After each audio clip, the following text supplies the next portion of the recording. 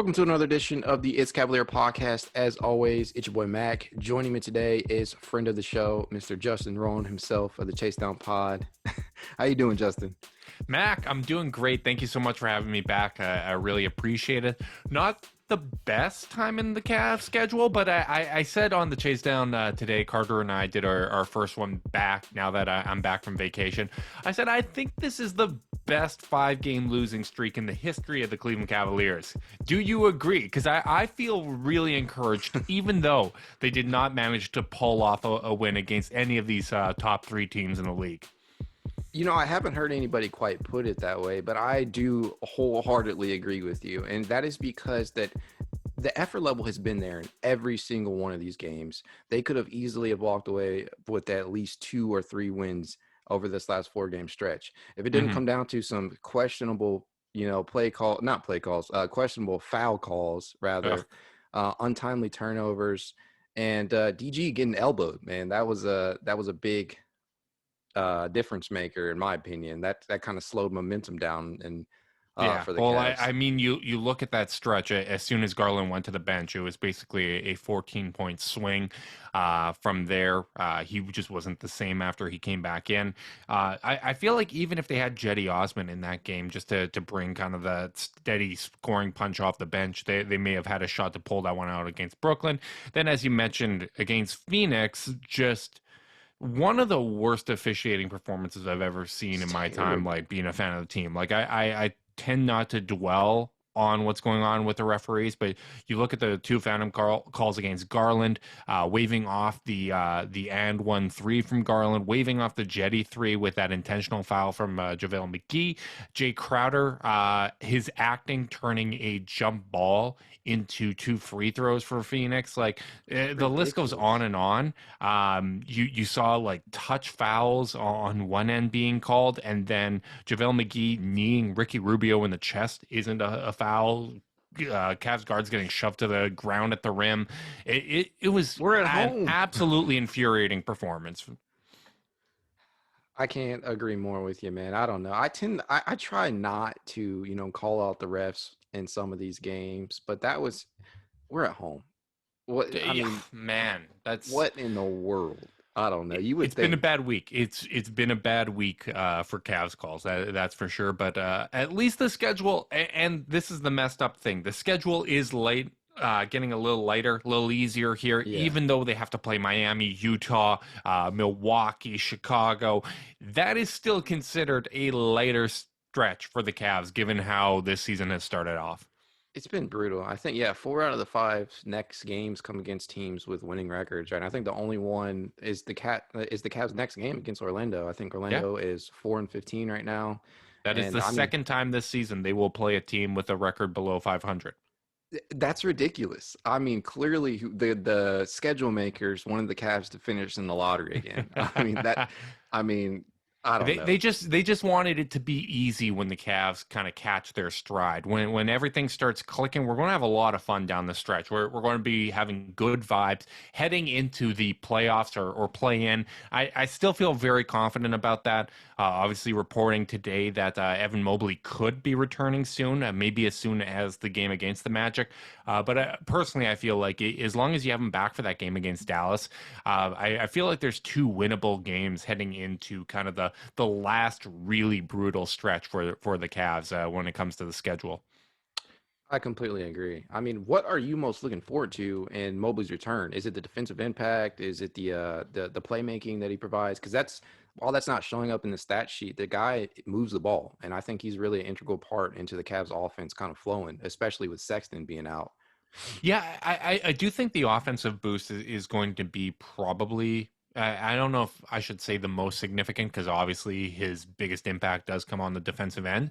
But I do think that him being that outlet, that kind of creator out of the short roll in the high post, that's something that the offense has been missing, especially when you look at these stretches against Golden State, Brooklyn, Phoenix, where the offense just kind of stalls out. He's kind of that release valve when teams are bringing a lot of pressure, which they have been lately. Especially on Darius Garland. I felt like teams were putting more length on him when Jared Allen was out in particular, so that there wasn't really anyone to set a screen for him. You would see Jason Tatum, Marcus Smart, all these long, big defenders coming out at him, trapping. And having Mobley as kind of that outlet to just kind of toss it to him in the high post and knowing that he's always going to make the right play in those situations, I think that that's going to be a real benefit for the Cavs offense. Obviously, the defense is going to be improved with Mobley back. That's going to be great. But you look at that stretch before he went out, he was averaging nearly 20 points per game. He's someone that they could go to when they needed a bucket or someone that can generate offense, if not for himself, others. And that's going to be a really big benefit coming against, once again, another challenging stretch for this team. You gotta have him out there, especially with DG, man. The defenses have been keying in on him. I think you are seeing this guy doing everything that he can, and he looks a little bit gassed at points towards the end of the game. Hmm. No lie, and I think that just comes along with having the added pressure and the added utilization that they're putting the ball, him and Ricky, man. They've really had the ball, and I mean you are already gonna showcase what the talents of Ricky Rubio off the bench, but now the guy is just having to jack up all these shots, and you're seeing the same thing conversely with DG. And I wanted to ask you this: Are you concerned with the slump that he's kind of in right now? I know a lot of that kind of it's lumped in with the fact that somebody has to take these shots. I think he's 21 to 74 since in the 8 games that Sexton hasn't appeared in since the injury. Are you concerned with that shooting slump from three? I mean, 21-7 being his new slump is something that's certainly encouraging. I'm not too worried about it. I mean, some of that has been deflated by that 1 of 11 stretch against Brooklyn after he got elbowed in the face. And as I mentioned, in those previous games where you didn't have Jared Allen, where you're basically down 4 starters, you really need that guy now with the way that defenses are allowed to play, that screen setter that can help free you up. Because under the old rules, last season and the last few years, you would see teams completely abandon the screen and the pick and roll. You would see teams go basically 5 out, right? And say, well, the defender isn't allowed to really do anything to my offensive player, right? Like James Harden can just get by his one man because he's afraid to touch him, because if he touches him, it's a foul. And if help defense comes, that's an easy drive and kick 3. Now, when the defenders are actually allowed to be more physical, where you actually see some hand checking even being allowed, or at the very least, body guys up, that's very difficult for anybody, any offensive player, to generate consistent offense all game. And I think you saw against Boston, against Brooklyn, where they would put longer, rangier defenders, even someone like Bembry, on him without the Jared Allen, without Kevin Love, even in some of those games to free him up. That's going to make things more difficult. But in general, no, I'm not concerned about the 3-point shooting. 3-point shooting, I mean, it comes and goes. That's why people always say you need at least 700 attempts to kind of weed out the noise. I'm just encouraged that he's taking 9.3 threes a game with Sexton out. That is something that we've been saying for a while, that we just want to see those attempts get up there, and they're going to fall. I mean, he started the season not hitting them, then he started hitting them. Now they're not dropping with the same frequency. That's kind of the ebb and flow of shooters, but I'm Yeah. just encouraged that he's continuing to take them. Even though they're not all going down, that's a great sign. That wasn't always there with Garland. And as long as the process is sound, I'm fine with that. Like, work through your stuff, get those shots up, and he's still finding ways to be productive in that stretch. So to me, it's more of an encouraging sign versus a discouraging one, because I don't think that he's someone that has forgotten how to shoot a basketball. It's not like it's that low. It's just low based on the standard that he's kind of set for himself in the league. That's fair enough. And I think anytime that you are one of the really the only primary option out there, you're going to be forced into having these types of slumps. Hmm. For him, he's getting it done in other ways. I would heavily like to see the ball kind of be spread around a little bit more in terms of Ricky Rubio, though. I know Yeah. the shots for him, just like Darius, somebody has to take them.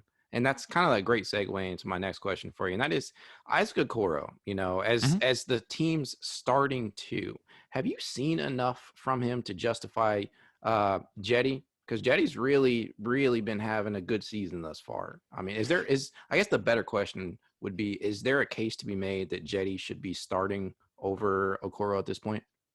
I think there's a case to be made. Absolutely. You look at how well he's been playing, and he has been one of the more reliable players that the Cavs have had. Now, he's still probably the worst defender that they have out of guys getting kind of Absolutely. consistent minutes. And I think that that's worth noting. But with Evan Mobley returning in the near future, maybe there's a case to be made that you could justify making that change. But I think the important thing to remember too is the goal is to play 48 minutes of good basketball. And Jetty Osman has played really well and had good synergy with Ricky Rubio. That second unit has been really, really good. And even Kevin Love as well. Those three have really made an impact coming in off the bench. They've been a steadying presence. And you look at the minutes played for Jetty Osman, he's up 29, 31 minutes in most of his recent appearances outside of the game where he started to have those back spasms. Like he's been playing starters minutes. So I'm fine with staggering. I actually like the fact that JB Bickerstaff tries to maintain the roles that everyone's supposed to be in. Outside of the few games where all four starters were out and Ricky Rubio did have to start, he's kept Rubio in his role. He's kept Jetty in his role, starting Dean Wade, who's kind of that low usage, kind of nice glue guy for a lot of lineups. So with Evan Mobley coming back, with Lauri Markkanen back, I actually think having Okoro kind of be that defensive presence, reducing his usage because Mobley and Lauri are going to be taking on a lot more of the offense. Obviously, Darius is going to be stepping up as well. I'm fine with that. I'm fine with letting him work through that because I do think once you have basically your full healthy roster outside of Colin Sexton, I think that the usage is going to be split enough where he's not going to struggle as much. Even these last two games without Mobley, but with the rest of the team back, Okoro hasn't been as noticeable because he hasn't been asked to do too much. So Yeah, going I back think to what we said earlier about Mobley kind of being that addition for the offense, I do think he's going to take some usage away from Rubio. He's not going to have to take as many shots. He's going to take some away from Isaac, and it's just going to be a more healthy balance for the team. I think that's the most important thing too. I think, in addition, if you want to highlight marketing, especially, I think really, really helps kind of Hmm. mask Okoro's offensive deficiencies right now when they share the court. Just Yeah. because Okoro can focus primarily on defending, the best perimeter player out there they Yeah, have to and offer. just making the right play, right? Like he's Yeah, still taking threes. The last couple games, he's made some. That's been an encouraging sign. But playing definitely. a little more within himself, because like honestly, looking at him since he came back, does he look right physically to you? Because he still seems like he's No, not he moving. seems like he's a little bit off. Yeah, he's not moving as freely, and maybe that's just hey, trying to get some confidence back. You're working through The the hamstring hamstring, injury that's he a big had, one. right? Like Yeah, that's one of those things where there's some lingering effects. You have to get your confidence back, unilateral right? Like movement.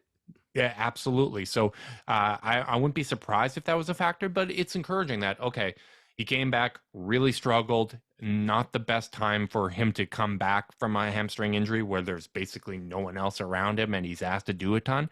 But now that the other pieces are there, it's looking a little better. Like I don't expect him to be a worse offensive player than he was last season. I think that's a reasonable expectation. And ultimately, this season is still about development, right? Like you're still trying to get the most out of this core.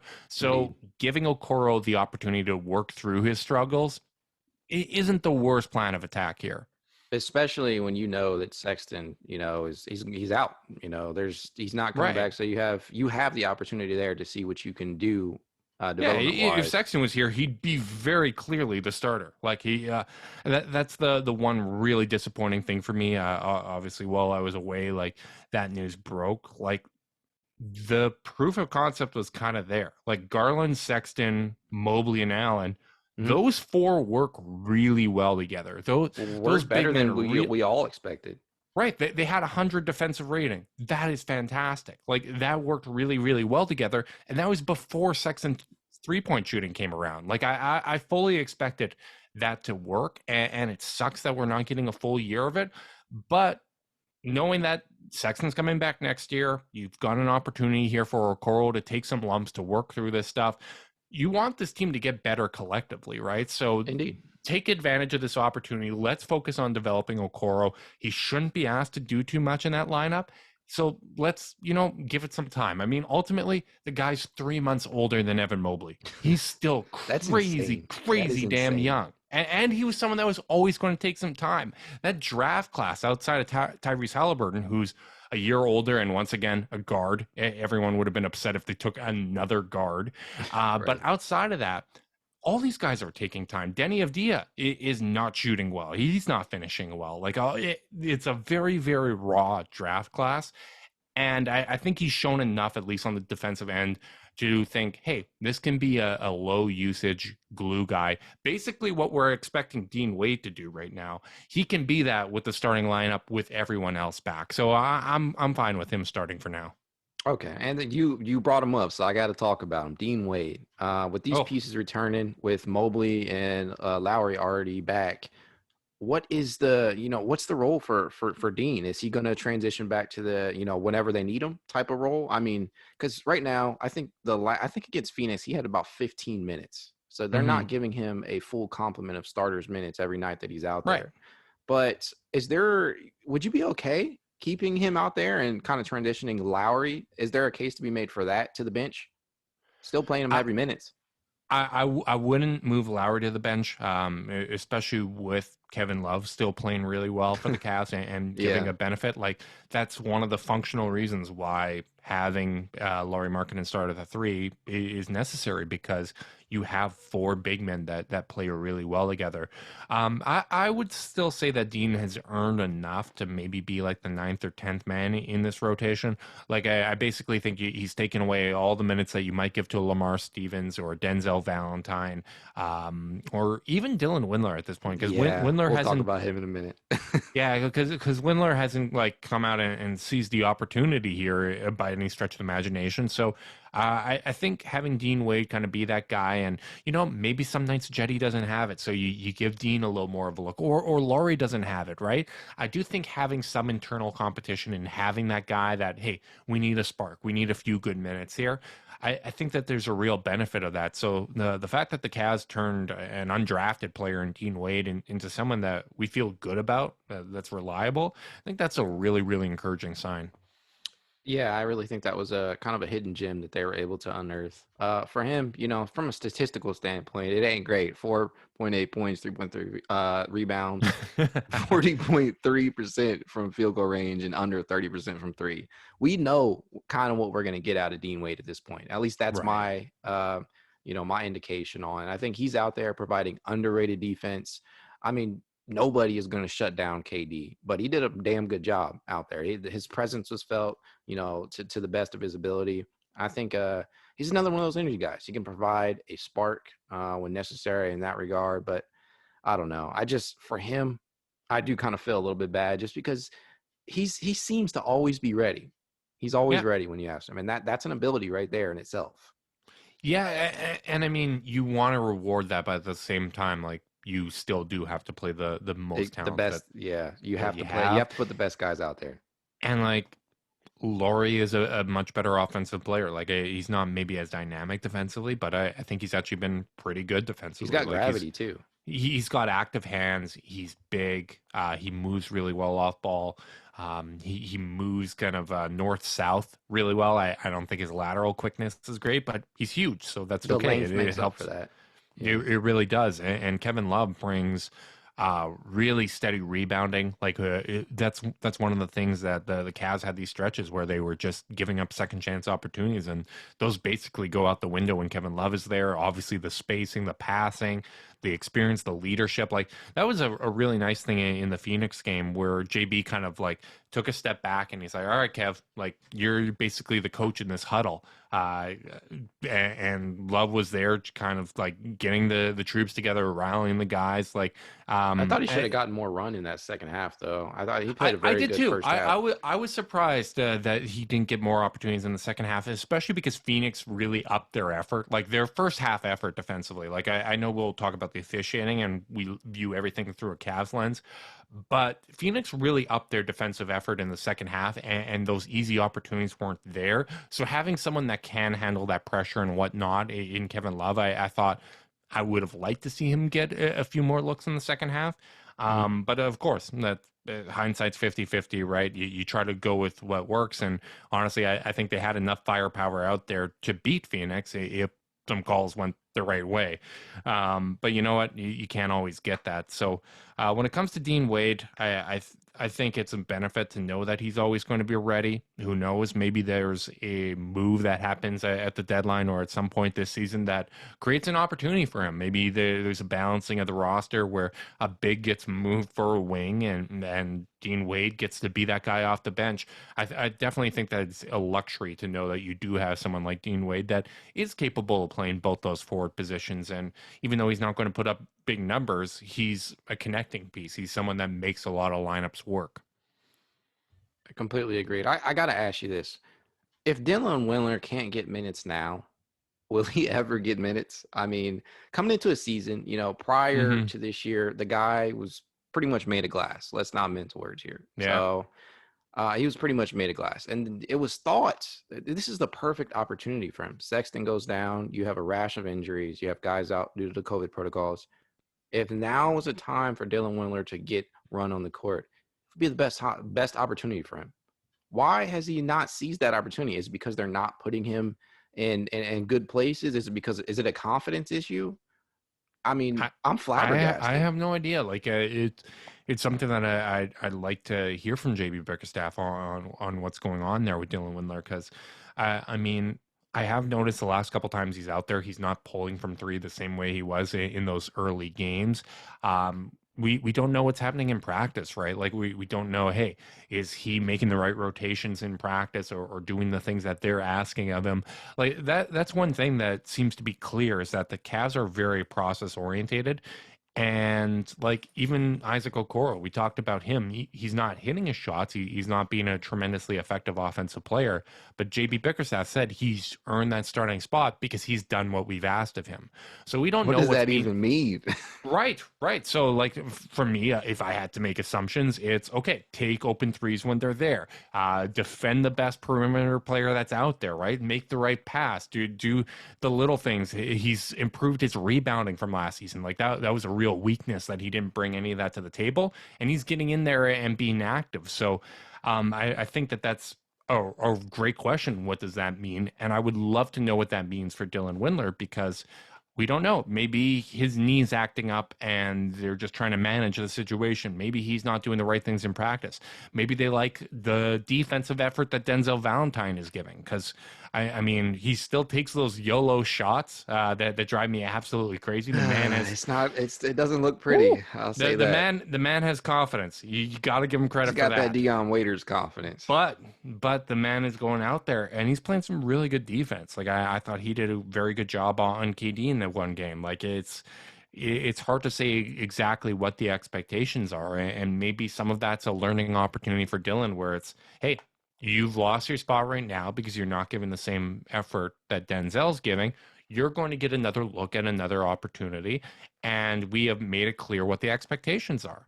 At this point, I'm just speculating, but like I would imagine that it's something like that. There's so much that happens outside of the 48 minutes that we see on TV, and I'd have to think that it's something related to that.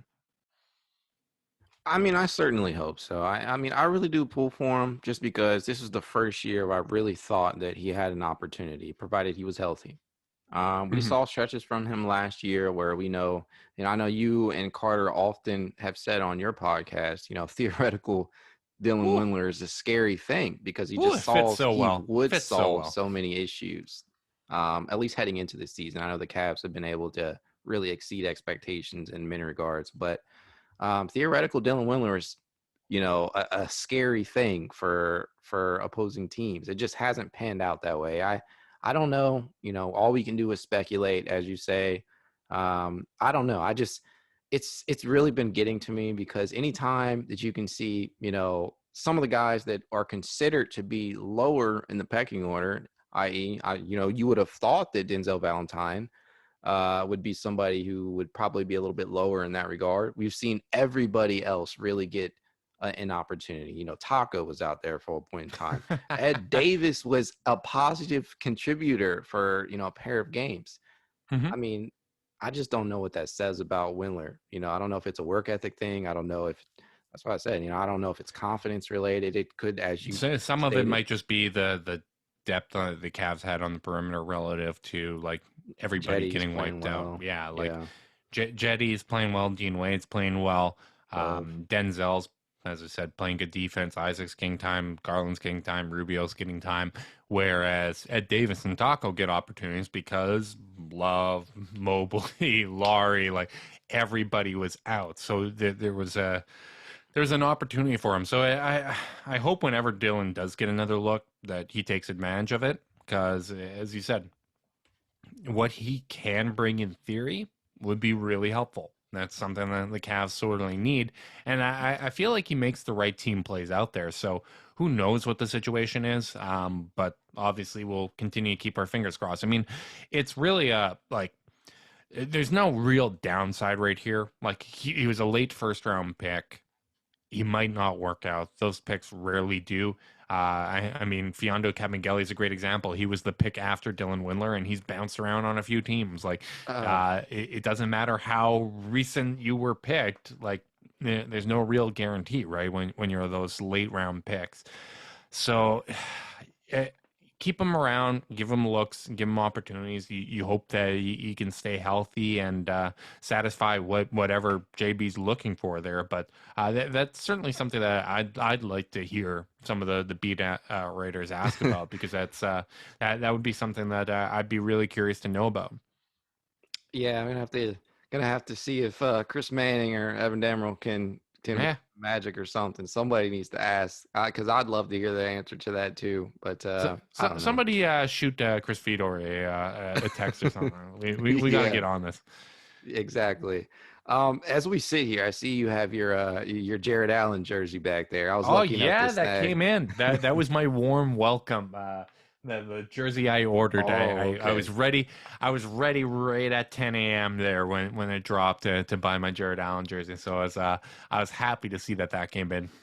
I mean, I was expecting to be able to just, barge my way into the team shop and get me an Evan Mobley jersey, but those were out like Oh just yeah, like yeah. that. I had completely, it had turned 10 o'clock. I was watching the clock. I literally was watching the clock and forgot what I was doing. And so around rolls 10:13, no lies, 10:13. And I'm like, shit, man. I'm like, so I log in and I'm lucky enough to snag a Darius Garland Woo! jersey, There you go. but I Nicely really done. wanted that Mobley. But the reason I bring that up is because Jared Allen, man, he's been balling this year, to the tune of 15.3 points, but 11.2 rebounds. And I think he's third in the league right now in field goal percentage. And Mm. granted, we know where most of those shots come from, but that's still a big deal. Are you surprised with what you've been seeing from him thus far? Did you expect him to take this big of a leap? I expected him to improve. I don't know if I necessarily expected this level of consistency right off the bat this season. But that was one thing that always kind of I found to be weird in the kind of the contract talks is we're talking about a 23-year-old top 10 center in his position. Guys get better, like especially centers. Like their prime is usually around 27. Is he top five right now?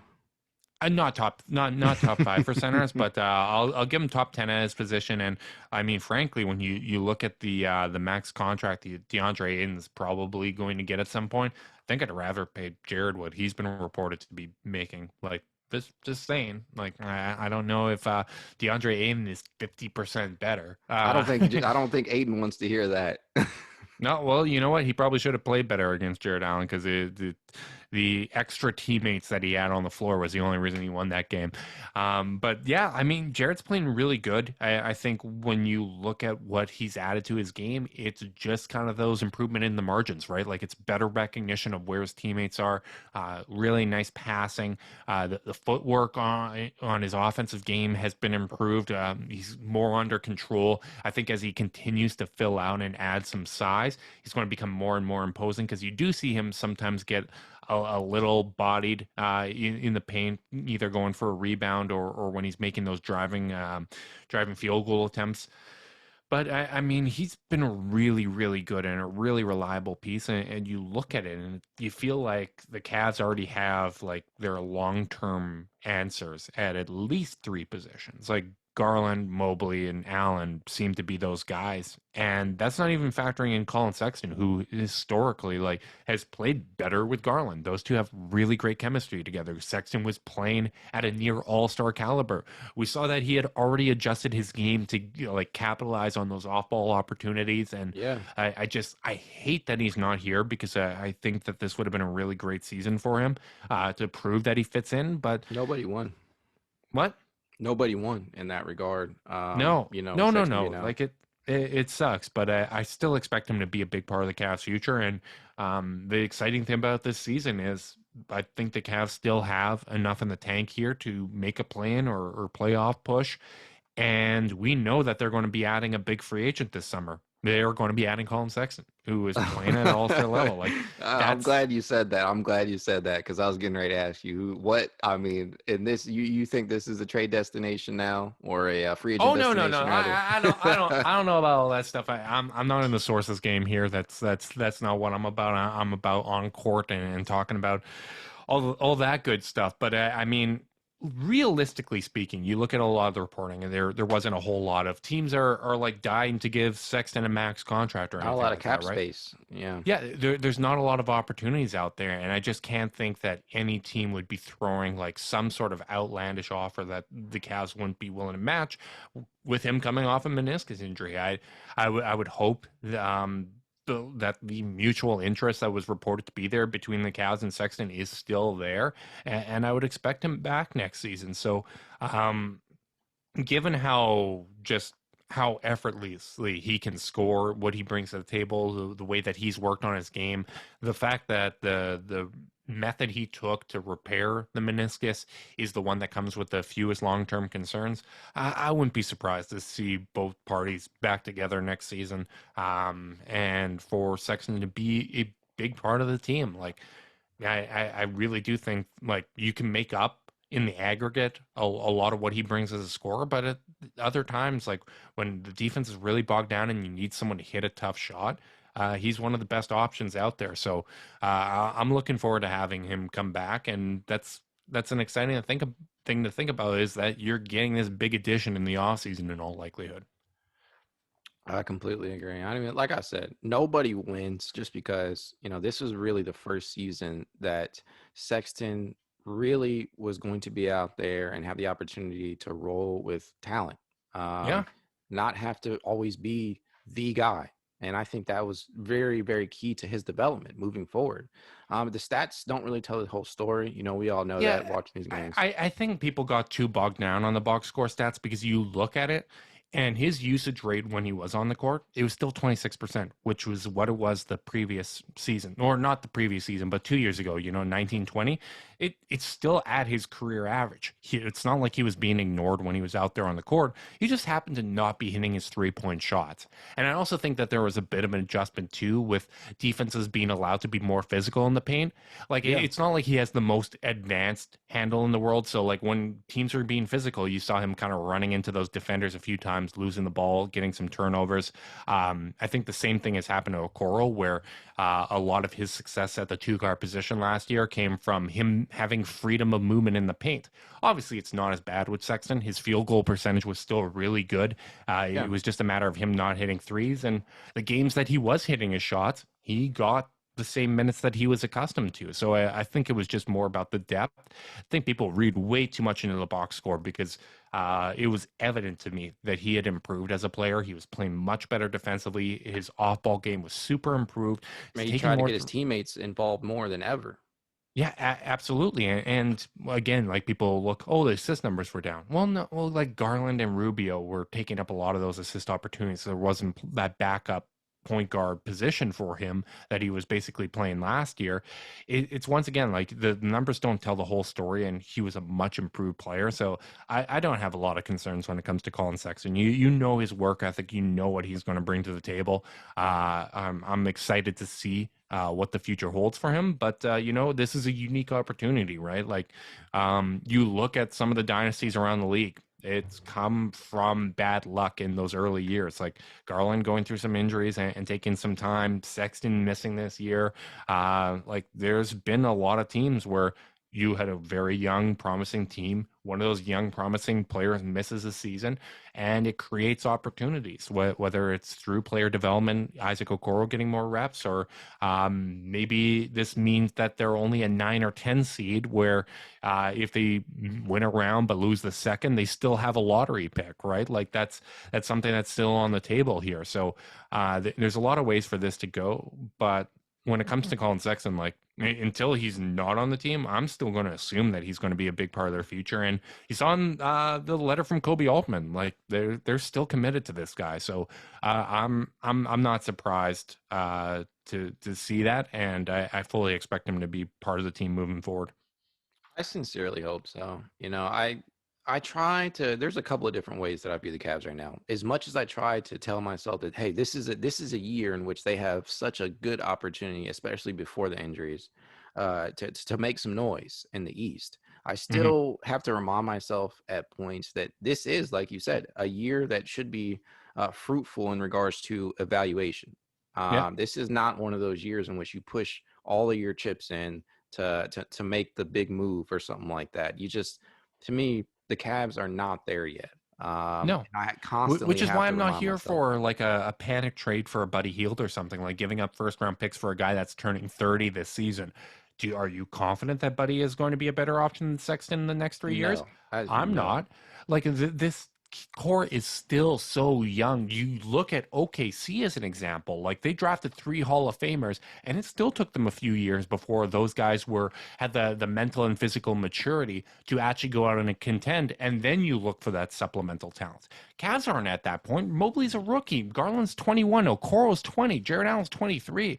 Like I'm fine giving up major assets to bring in another piece if it's something that meshes with that core that can be here for the future, particularly at the small forward position. If you can bring someone like that in, sure. But giving up major assets for a guard who might be buried behind Sexton and Okoro in the future, or might not be the same effective player in 3 years when this team probably is more ready to actually go out and like contend and test what their ceiling is. I don't have a lot of interest in that. I mean, I kind of feel the same way, and that's why I said I really have to remind myself this is not that year. No, Where we've been conditioned to just want to go win now, since we've had such one of these past 3 seasons have been very, they've just been brutal This has for been an different stretches. organic build. Like this has not been rushed. We didn't hear coming into the season that there's a playoff mandate or anything like that. Kobe didn't make panic moves in the offseason. He trusted what he put together. And I expect the Cavs to continue to take that approach. Now, if you can give up a second round pick or two and bring in a veteran that'll help out, someone like a Terrence Ross, a Jeremy Lamb, so like a wing talent to kind of help balance out this rotation. Yeah, absolutely. I wouldn't mind having another shot creator in here. Like you What do about miss a Colin TJ Sexton. Warren? Uh, the health is a bit of a concern. Like if I'm giving up an asset, I kind of want a little bit more reliability. I mean, Bubble Warren was great. Don't get me wrong. I have nothing against the Bubble Boy, but like, mm, eh, I'd feel a Yeah. little uneasy if I'm being perfectly honest. Fair enough. Fair enough. Yeah, I think in order to acquire true difference making talent, somebody who can step in from day one and really be impactful, they're gonna have to sacrifice some type of trade chip. And I just Yeah. don't think the return right now, I don't think it would be worth it. And I honestly I don't think the Cavs have the ammunition willing to sacrifice to be able to make a move like that, like a Brandon Ingram. People speculate on that type of deal all the time. But what would it cost to get a guy like that? I just don't know if it'd be worth it in terms of the long term. You're Yeah. going through a rebuild for a reason. You don't do that to get into a win now mode. You do Yeah, that I to mean, if I could give up a ton of picks for Brandon Ingram and like salary matching, yeah, like you. I mean, yeah, of I'd do course. it. I don't think that's realistic. Most all stars or former all stars that are still under 25 years old with 4 years left on their contract, those guys don't become available for a reason. Like I know New Orleans is depressing and awful, and nothing's working out there. But I'd be surprised to see him hit the market. But yeah, like if someone like that is available, absolutely give up whatever assets you have to. Like, go get that done to add to the core. But I don't see something like that being available. So for me, it's more, hey, if you can make moves in the margins to better accentuate and help out the young guys, stay within that right usage for where their talents are at right now, fine. But for the most part, like this is still a developmental year. I'd rather see guys struggle making mistakes, trying to learn what they can and can't do, what they can and can't get away with, get a better idea what they need to work on in the off season, and see if the young guys can propel you to the playoffs versus bringing in help that's just going to raise that floor and you don't learn as much about the team. So for me, I'm still very much in kind of the development mode when it comes to this roster. Yeah, I think you have to take a macro approach to it still. Every season within itself over these past few years really can be viewed, as in a vacuum, as in its own Yeah. little, part of the rebuild.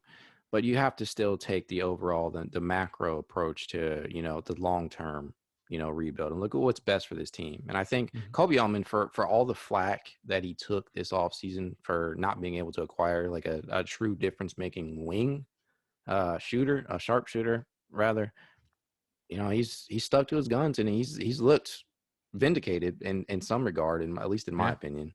Yeah. I, Um, I mean, the ones that were free agents all went for more money than the Cavs could offer. And the trade market, it's not like any of those guys moved that were available. Every single time there's a trade rumor in the NBA, the Cavs usually get connected in some way. Even and if it'll you're continue to happen too. even if you're not the primary target, the Cavs will find a way to sneak in there and steal a Jared Allen away, or to get a first round pick in the Drew Holiday trade, or I guess they didn't get a first round pick, but they got that pick unprotected, which was helpful in the Jared Allen move. So like they've got in on all these deals, and I think that that's a good sign. Like that's a sign that GMs around the league have a good relationship with Kobe Altman, and when they need a third team, the Cavs are one of those teams that big teams will call up and see if the things can work out. So I think that that's an encouraging sign, and I expect them to be active. I don't think they're going to make a panic move, but this seems like a front office that is always looking to find ways to improve, to better supplement the talent they have with the core.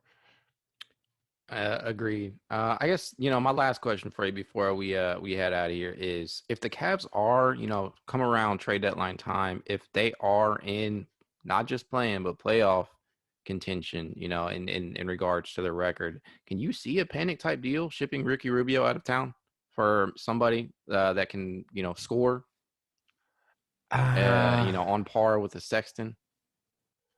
I don't necessarily see that. I think that there is obviously going to be interest in Ricky Rubio, but you look at the type of teams that would be looking to add Rubio. You're probably looking at contenders, and contenders likely aren't looking to give up a key piece for Ricky Rubio, right? Like it might be, oh, let's sell off a first round pick for him or something along those lines.